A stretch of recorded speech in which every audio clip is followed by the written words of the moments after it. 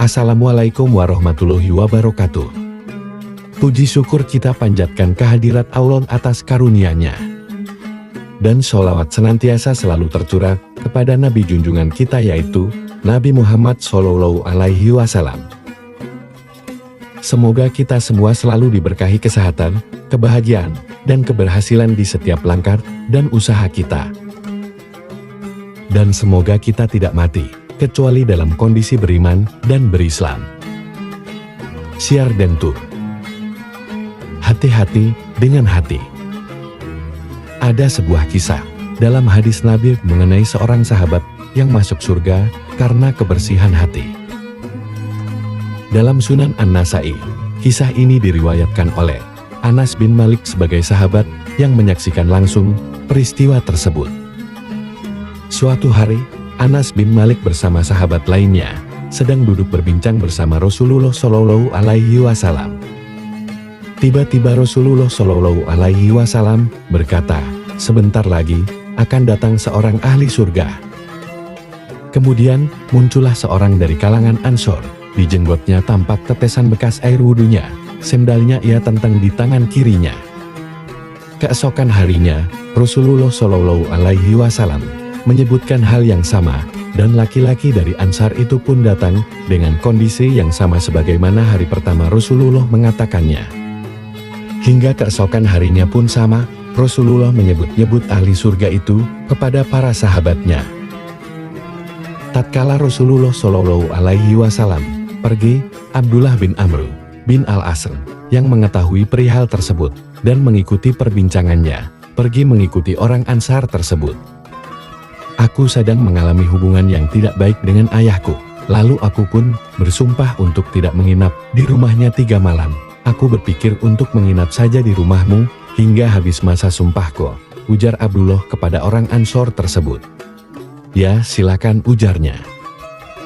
Anas bin Malik menceritakan, Abdullah bin Amr bin Al-As ketika itu menginap di rumah orang Ansor yang disebut Nabi sebagai ahli surga. Selama itu, Abdullah tidak sama sekali melihatnya bangun malam untuk beribadah, kecuali setiap malam menjelang waktu tidurnya, ia berzikir menyebut Allah dan mengucapkan takbir hingga menjelang subuh ia berwudu. Selain itu, kata Abdullah, "Aku tidak mendengar ia berkata-kata kecuali hal-hal yang baik." Selang 3 malam, hampir saja Abdullah menganggap remeh amalan orang Ansor itu. "Wahai engkau, sungguh aku dan ayahku sebenarnya tidak memiliki masalah, dan aku pun tidak melakukan sumpah sebagaimana yang aku ceritakan kepadamu itu.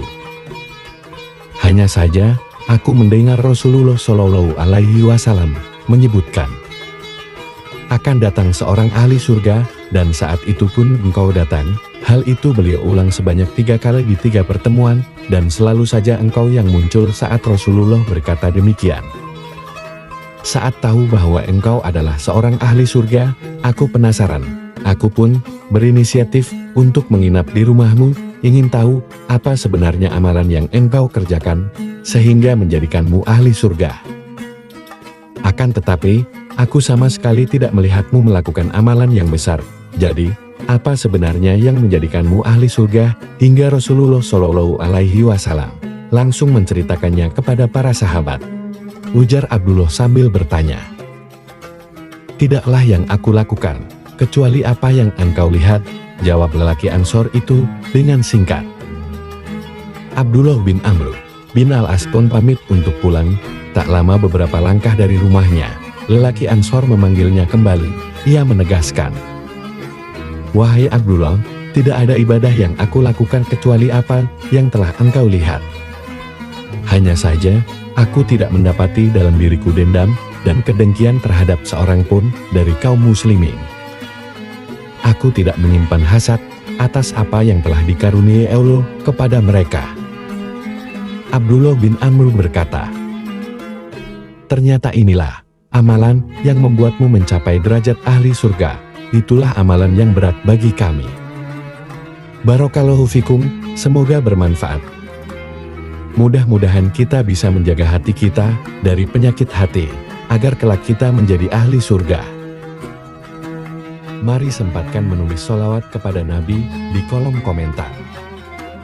insya Allah menjadi tanda bukti kecintaan kita untuk mendapat syafaat kelak di akhirat.